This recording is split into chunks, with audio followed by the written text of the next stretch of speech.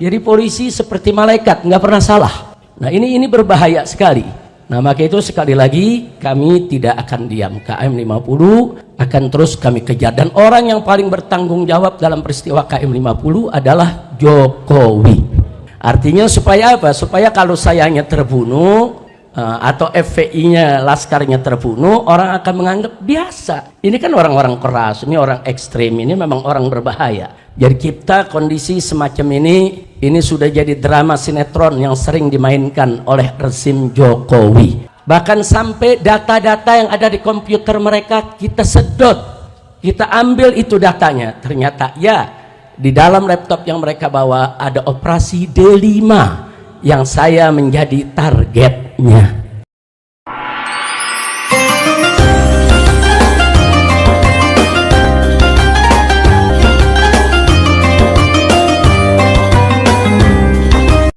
Assalamualaikum warahmatullahi wabarakatuh.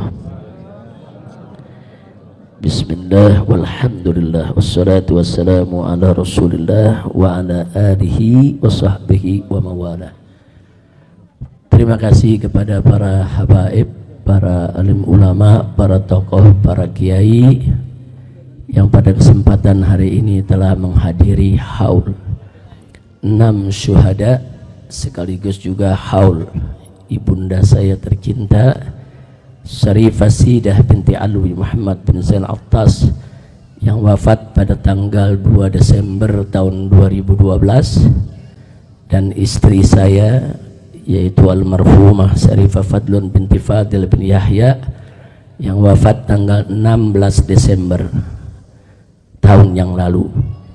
Jadi para syuhada maupun sahibul hol dari saya punya ibunda maupun istri semuanya memang wafat pada bulan Desember. Karena itu pada hari ini kita lakukan haul sekaligus mudah-mudahan diterima oleh Allah Subhanahu wa taala, karena memang yang paling membahagiakan orang-orang yang sudah meninggal dunia adalah tatkala mereka diziarahi dan didoakan. Kita semua kelak akan merasakan itu. Pada saat nanti kita sudah meninggal dunia, betapa senang ruh kita. Pada saat ada yang kirimkan doa kepada kita, ada yang ziarah ke kita, memberikan salam kepada kita, terus duduk berdoa, yaitu di pusara kita, itu akan menjadi hal yang sangat menyenangkan bagi alam arwah. Mudah-mudahan insyaallah kita yang telah menyenangkan para arwah pada kesempatan hari ini, yang tadi juga kita sudah doakan untuk orang-orang tua kita, keluarga kita, guru kita yang telah mendahului kita, kelak kita semua juga akan disenangkan oleh Allah Subhanahu wa taala.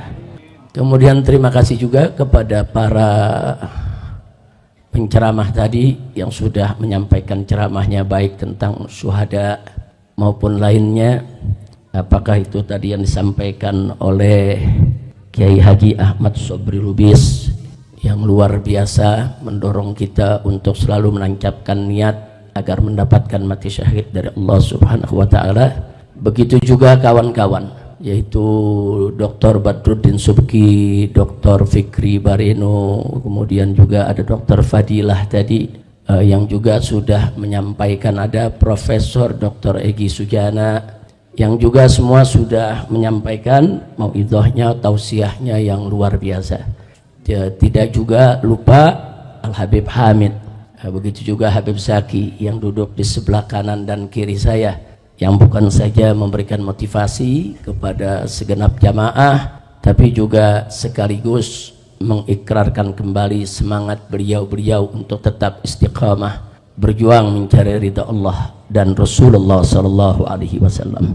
Baik, tidak banyak yang saya mau sampaikan, tolong dicatat baik-baik bahwa KM 50 tidak boleh kita lupakan. KM 50 akan terus untuk kita usut, karena KM 50 ini merupakan satu tragedi luar biasa. Saya sudah sampaikan pada saat terjadinya KM 50, kalau sekali KM 50 dibiarkan, maka akan terulang lagi KM 50 yang lain. Nah, buktinya sekarang kita lihat berapa banyak orang-orang yang dibunuh oleh polisi Nah, tapi kemudian begitu siaran pers disiarkan, orang tersebut katanya melawan, bawa senjata, polisi terpaksa. Nah, akhirnya yang terjadi persis seperti KM50. Sudah korbannya diculik, disiksa, dibunuh, difitnah. Dan itu terus terulang sampai peristiwa terakhir di Semarang, seorang anak SMK begitu juga. Dia tidak tawuran dibilang tawuran, tidak bawa senjata dibilang bawa senjata, dipamerkan senjata dalam siaran persnya. Nah, jadi lagi-lagi terulang, lagi-lagi terulang. Jadi warga masyarakat dibunuh terus difitnah. Nah, ini nggak boleh dibiarkan. Ini kenapa bisa terjadi lagi itu tadi. Karena KM50 dibiarkan, akhirnya mereka menganggap ke depan ini bunuh orang tuh gampang kok.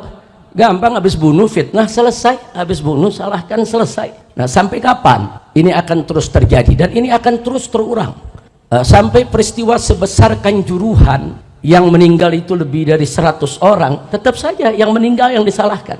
Nah, lagi-lagi mereka semua disalahkan. Jadi polisi seperti malaikat, nggak pernah salah. Nah, ini berbahaya sekali.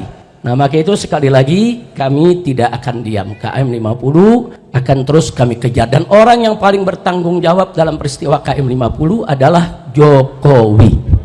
Bukan hanya karena beliau sebagai seorang presiden. Mungkin orang mengatakan, oh mungkin tanggung jawabnya moral karena sebagai seorang presiden. Bukan. Tapi kita dapatkan indikasi-indikasi keterlibatan Jokowi langsung atau tidak langsung, itu bisa dibaca. Dan itu akan kita beberkan kalau pengadilan HAM-nya digelar, ya kawan.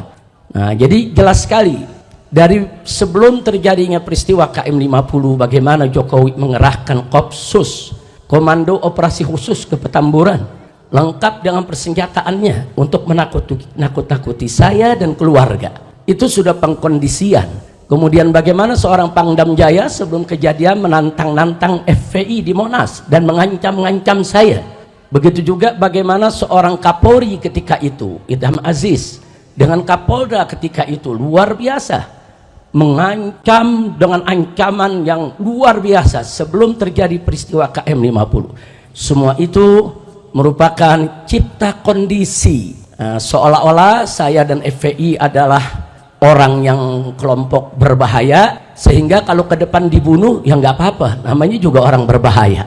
Jadi dicipta kondisi dulu supaya masyarakat melihat FPI ini bahaya, Habib Rizik ini bahaya, Petamburan ini bahaya. Terus diciptakan kondisi dengan bantuan para buzzer yang luar biasa menyebar fitnahnya. Begitu opini terbentuk bahwa FPI ini berbahaya, Habib Rizik berbahaya, barulah terjadi peristiwa KM50. Artinya supaya apa? Supaya kalau sayanya terbunuh atau FPI-nya, laskarnya terbunuh, orang akan menganggap biasa. Ini kan orang-orang keras, ini orang ekstrim, ini memang orang berbahaya. Jadi kita kondisi semacam ini sudah jadi drama sinetron yang sering dimainkan oleh rezim Jokowi. Maka itu saya katakan sekali lagi, itu merupakan indikasi kalau Jokowi terlibat dalam KM50. Nah, tidak sampai di situ. Begitu terjadi KM50, Jokowi lah yang pertama kali menyatakan bahwa polisi sudah berbuat benar, masyarakat jangan melawan. Belum ada investigasi, belum ada pemeriksaan, belum ada penelitian, tiba-tiba sudah membuat pernyataan kalau laskar di KM50 itu yang salah. Sementara polisi yang membantainya itu benar, sedang menjalankan tugas. Nggak layak presiden memberikan pernyataan semacam itu sebelum dilakukan pemeriksaan, kecuali kalau memang presidennya terlibat dan yang mengatur semua itu, pantas saja memberikan pernyataan seperti itu. Tidak sampai di situ, tatkala banyak masyarakat termasuk DPR meminta dibentuknya yaitu tim independen untuk investigasi KM50, justru Jokowi yang menolak. Kenapa harus menolak? Kalau tidak terlibat nggak usah ditolak, mestinya investigasi itu dilakukan sejak awal kali kejadian. Nah, jadi di sini sekali lagi kalau saya katakan Jokowi adalah orang yang paling bertanggung jawab, bukan hanya karena Jokowi itu sebagai presiden, tapi ada indikasi-indikasi yang menunjukkan keterlibatannya. Termasuk 3 hari sebelum kejadian KM50 di tempat ini, di markas syariat ini, tadi diceritakan oleh Dr. Fadilah. Nah, bagaimana saya berkumpul dengan sekumpulan jurnalis. Kemudian tahu-tahu ada drone yang merekam semua kegiatan kami. Begitu kita kejar itu drone, ternyata yang memainkan drone itu adalah 3 anggota BIN. Dan ini bukan fitnah, bukan, kami rekam semua. 3-tiganya punya kartu anggota BIN resmi. Yang satu juga punya kartu anggota sebagai jurnalis, yang satu sebagai mahasiswa, yang satu lagi sebagai anggota TNI. 3-tiganya punya kartu anggota BIN secara resmi. Mereka memakai mobil dengan nomor plat palsu, dan semuanya kita tangkap. Mobil-mobilnya kita tangkap, kita interogasi, kita rekam. Bahkan sampai data-data yang ada di komputer mereka kita sedot, kita ambil itu datanya. Ternyata ya, di dalam laptop yang mereka bawa ada operasi D5 yang saya menjadi targetnya. 3 hari sebelum peristiwa itu. Artinya apa? Ini anggota BIN ini menunjukkan adanya keterlibatan instansi negara, badan intelijen negara. Nah, jadi Jokowi dan orang-orangnya, apakah itu BG, apakah itu Fadil Muhammad, apakah itu Idam Aziz, Tito, Dudung, Abdurrahman dan lain sebagainya, baik langsung maupun tidak langsung, semua terlibat. Dan kami akan kejar mereka ya kawan, secara hukum, baik dari dunia sampai akhirat. Nah, jadi jangan lagi kita ini semua dibodoh-bodohi. Kami punya data itu sampai hari ini masih kami simpan. Sekali lagi masih kami simpan. Adapun pemeriksaan Komnas HAM, saudara, secara umum ya ada bagusnya. Tapi lucunya, semenjak Komnas HAM itu bekerja sampai hari ini, Komnas HAM tidak pernah menanyakan saya, memanggil saya, meminta keterangan dari saya, baik secara lisan maupun secara tulisan. Padahal peristiwa KM50 target utamanya adalah saya. Jadi dari mulai Komnas HAM bekerja sampai hari ini, Komnas HAM tidak pernah menanyakan saya sepatah kata pun juga. Ada apa? Mestinya kalau Komnas HAM itu profesional, dia harus menanyakan. Justru target utamanya mesti ditanya. Kenapa? Ada apa? Nah, tapi ternyata sama sekali tidak. Nah, karena itu sekali lagi saya tidak ingin bicara panjang lebar di sini, tapi terlalu banyak nama-nama yang terlibat, saudara, dan semua kita catat. Ada 35 nama aparat yang kami catat. Dari yang pangkatnya jenderal sampai yang pangkatnya di bawah, semua kami catat orang-orang yang terlibat daripada peristiwa KM50. Di sana kita lihat, saudara, ada Kombes Polisi TB Adi Hidayat, dulu menjabat sebagai Diskrimum Polda Metro Jaya. Ini yang memberikan surat tugas untuk terus menguntit saudara saya sekeluarga. Surat tugasnya resmi yang menandatangani orang ini. Orang ini sama sekali tidak dipecat, bahkan pangkatnya dinaikkan. Sekarang sudah dapat bintang. Nah, kemudian masih ada lagi AKBP Handik Zusen, baru 3 hari yang lalu pangkatnya juga dinaikkan di Polda Metro Jaya. Kemudian masih ada AKBP Widi Irawan, saudara. Ini yang diduga yang menjadi supir mobil Land Cruiser hitam. Masih ada AKBP Rulian Sauri, ini yang diduga melakukan pemindahan jenazah daripada 6 laskar. Kemudian masih ada Ibda Muhammad Yusmin Ohorela, ini yang diduga sebagai algojo eksekutor daripada KM50. Masih ada Bribka Faisal Kasbi Alea, ini juga termasuk eksekutor. Masih ada Bribka Adi Ismanto, masih ada Bribka Guntur Pamungkas, masih ada Bribtu Fikri Ramadan Tawainella, dan lain sebagainya. Bahkan secara sistematis para buzzer digerakkan untuk membenarkan tindakan polisi dan menyalahkan daripada para syuhada KM50. Bahkan ada buzzer yang kirim rangkaian bunga mengucapkan selamat kepada Polda Metro Jaya atas berhasilnya membunuh 6 laskar. Ini semua kita rekam dan semua kita catat. Nama-nama orangnya ada, saudara, foto-fotonya semua ada. Jadi kita tinggal tunggu waktu yang tepat untuk kita seret mereka semua ke pengadilan HAM. Nah, jadi sekali lagi saya tidak bisa bacakan semua nama-nama yang ada, tapi nama-nama tersebut tidak akan pernah kita lupakan. Dan alhamdulillah, mobil yang dipakai oleh para syuhada ketika mereka ditembaki, mobilnya ada di depan sana, Anda udah lihat, dibangun museum Di situ ada mobil yang digunakan oleh para laskar dan itu menjadi barang bukti. Jadi sengaja kita simpan sebagai barang bukti. Begitu nanti pengadilan HAM digelar, maka ini merupakan salah satu bukti barang yang harus ditunjukkan di pengadilan. Tidak sampai di situ. Kalau kita bicara novum, tadi sudah dibahas oleh Dr. Fadillah. Perlu kita ketahui, novum yang kita punya sebetulnya bukan hanya CCTV KM50. Tapi tidak jauh dari pintu tol Kerawang Timur ada sebuah hotel, yaitu Novotel. Hotel tersebut saudara juga punya CCTV yang merekam aksi penembakan para aparat terhadap 6 syuhada kita. Tapi hotel tersebut kemudian didatangi oleh para aparat dan CCTV-nya semua disita. Jadi CCTV milik hotel, CCTV milik KM50 semua adalah bukti kuat tentang terjadinya pembantaian. Tidak betul kalau laskar melawan, tidak betul ada peristiwa saling tembak menembak. Tapi insya Allah satu saat kita akan dapatkan semua CCTV tersebut untuk kita bisa seret semua yang ada. Dan subhanallah, Allah maha adil ya ikhwan. Allah maha adil. Ternyata tidak kurang dari 7 orang yang terlibat dalam pembantaian KM50 adalah anggota Satgasus Merah Putih Sambo. Resmi saudara masuk, termasuk yang tadi saya sebutkan namanya, yaitu Habib Yusen.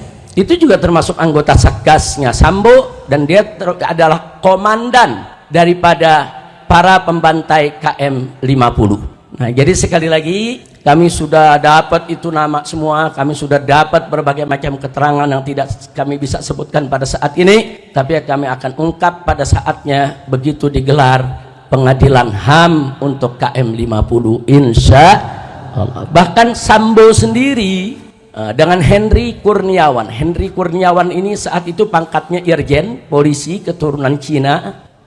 Dia ditugaskan oleh Sambo sebagai ketua provos yang memeriksa kasus KM50. Tapi lucunya dia sebagai ketua provos tapi ikut siaran pers bersama Kapolda Metro Jaya dan bersama Dudung ikut-ikutan memamerkan senjata-senjata barang-barang bukti palsu saudara. Mestinya provos itu memeriksa, bukan provos itu malah ikut meloloskan barang-barang bukti palsu yang ada. Tapi akhirnya yang bersangkutan ketangkep terlibat dalam kasus Sambo dan di pengadilan dia ngaku bahwa CCTV KM50 dia yang sapu bersih semuanya. Dan Sambo pun dalam pengadilan saat ditanya oleh jaksa juga mengaku ya dia terlibat untuk membersihkan CCTV yang ada di KM50. Jadi ini karamah syuhada, Allah bongkar ya kawan. Sambo dan pasukannya yang terlibat mereka pikir saudara mereka akan bisa bersembunyi selamanya. Ternyata Allah ciptakan ada peristiwa bagaimana Sambo dan kawan-kawan membunuh yaitu salah satu daripada anggotanya dan akhirnya di pengadilan semua terbongkar. Nah, karena itu kepada Bapak Kapolri kita ingatkan sekali lagi janjinya di depan DPR MPR yang siap mengupas kembali kasus KM50 kalau ada novum baru. Novum barunya sudah ada Pak, tinggal Bapak mau proses atau tidak, itu saja. Nah, jadi jangan lagi beralasan novum baru omong kosong. Bapak ketika itu sebagai kabak reskrim ketika kejadian, Kapolrinya adalah Bapak Idham Aziz, bohong kalau Bapak tidak tahu CCTV 50 itu disingkirkan, bohong kalau Kapolri itu tidak tahu kalau CCTV itu merupakan novum baru yang sampai hari ini belum pernah yaitu diajukan ke pengadilan. Jadi saya minta Pak Kapolri nggak usah main-main lah, jangan main kucing-kucingan lagi Pak, jangan. Nanti ujung-ujungnya Bapak akan terlibat langsung ataupun tidak langsung di dalam menyembunyikan kejahatan daripada anak buah Bapak sendiri. Yang terakhir saudara, saya prihatin, saya sedih karena kabinet yang dibentuk oleh Bapak Presiden Prabowo saat ini masih bau anyer darah KM50. Karena orang-orang yang tadi saya sebutkan saudara sebagian ditarik ke kabinet yaitu Pak Prabowo. Kita bisa lihat BG dijadikan Menko Polkam, masih ada Pak Tito di sana, masih ada Dudung saudara. Nah, kok bisa orang-orang yang bermasalah ini ditarik untuk duduk di kabinet. Padahal kita berharap Pak Prabowo ini punya kabinet yang bersih, yang profesional, yang hebat, yang kuat, yang bekerja demi bangsa, rakyat. Kita dukung.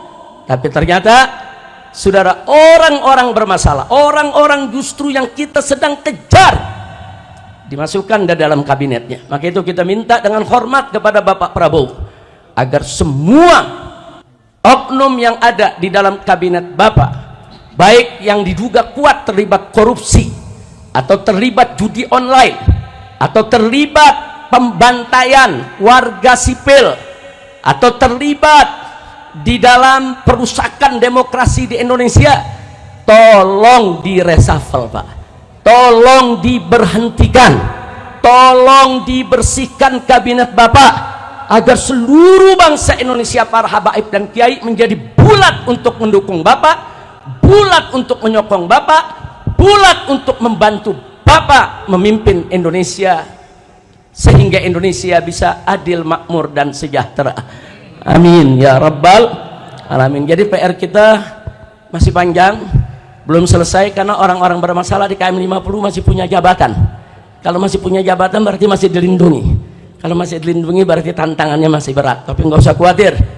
Kita selama ini berjuang, khususnya para pengurus FPI dan laskar FPI, anggota FPI dimanapun berada, 1000 kali kita gagal, jatuh dalam perjuangan, 1001 kali kita akan bangun, bangkit kembali, melanjutkan perjuangan. Tidak ada kata putus asa dalam perjuangan kita. Setuju berjuang? Takbir. Sallu ala nabi. Nah itu saja. Yang terakhir, akhirnya saya mau kabarkan kepada Dr. Fadila dan kawan-kawan, Dr. Egi dan semuanya, insya Allah dalam waktu dekat kita akan menggelar Munas KM 50. Munas KM 50 ini akan menghadirkan seluruh laskar. Ada 27 laskar waktu itu yang ikut di dalam peristiwa KM 50, yang 6 meninggal dunia, masih ada 21 orang, termasuk saksi-saksi yang ada di KM 50, warga-warga yang berdagang di sana, semua akan kita hadirkan. Nah, kita akan sharing informasi, karena FPI juga sudah mengumpulkan, yaitu data-data yang sangat akurat, sangat lengkap lewat Munas KM 50 pertama tahun yang lalu. Tahun lalu kita sudah gelar Munas KM 50, kita akan gelar lagi. Kami berniat anggota TP3 kalau nggak salah ya. Nah, supaya TP3 bisa hadir semua. Kita akan sharing sekaligus kita menyusun langkah bagaimana supaya para penjahat ini, termasuk Jokowi dan kroni-kroninya, bisa kita kejar untuk kita jebloskan ke penjara. Bahkan kalau terbukti Jokowi terlibat secara langsung atau ada perintah, wajib dihukum mati. Takbir. Itu saja yang bisa saya sampaikan. Kita mohon kepada Allah berkat Al-Fatihah dikabul oleh Allah Subhanahu wa taala. Bismillahil Fatihah.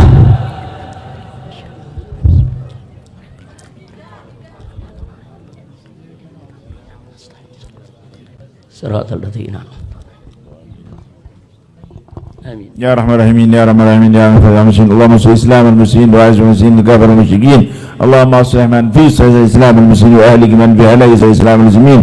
اللهم انصر بلاد هذا ومن عادنا في بلاد المسلمين عامه برحمتك يا ارحم الراحمين يا رب العالمين من فضل المسلمين ربنا اتنا في الدنيا حسنه وفي الاخره حسنه وقنا عذاب النار ربنا تقبل منا انك انت السميع العليم وتب علينا انك انت التواب الرحيم وصلى الله على سيدنا محمد النبي وعلى اله وسلم والحمد لله رب العالمين.